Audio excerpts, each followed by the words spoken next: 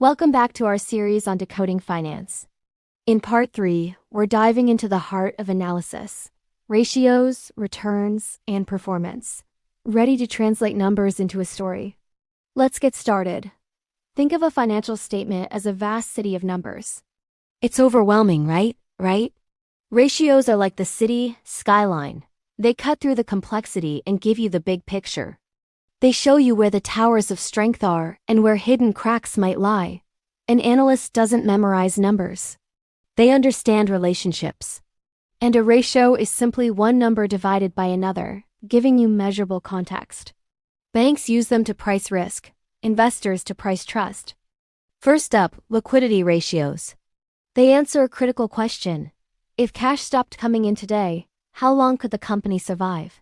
The most common is the current ratio. Current assets divided by current liabilities?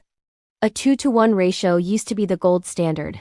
But in today's lean, digital world, even a 1-to-1 can be healthy. Look at Apple in 2024, their ratio was near 0.9.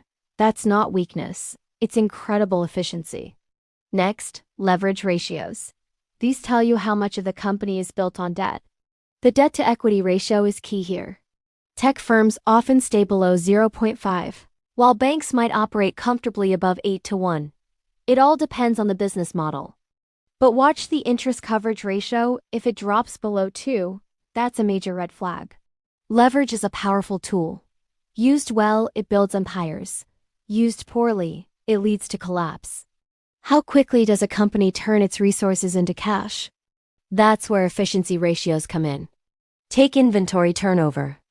A fast fashion brand like Zara turns its inventory over 12 times a year, while a luxury brand might only do it twice.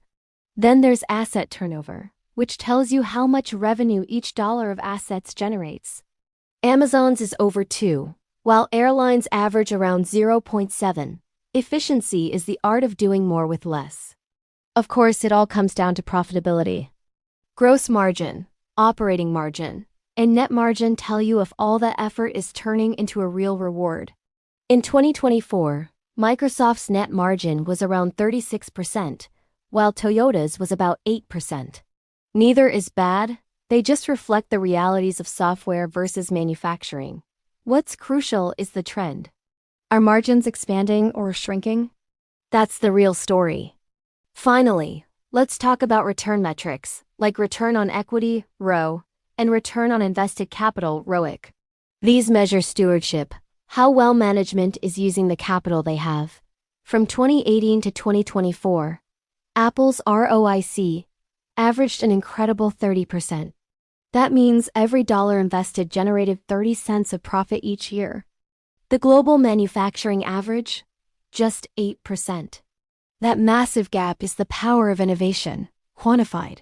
So, from liquidity to leverage, efficiency to profitability and returns, these ratios don't just give you numbers, they give you a narrative. They tell you if a company can breathe, how high it can climb, and whether it deserves your trust. Thanks for watching. If this helped you make sense of financial statements, hit that like button and subscribe for more. In our next video, part 4, we'll dive into valuation, turning this performance analysis into a price. See you then.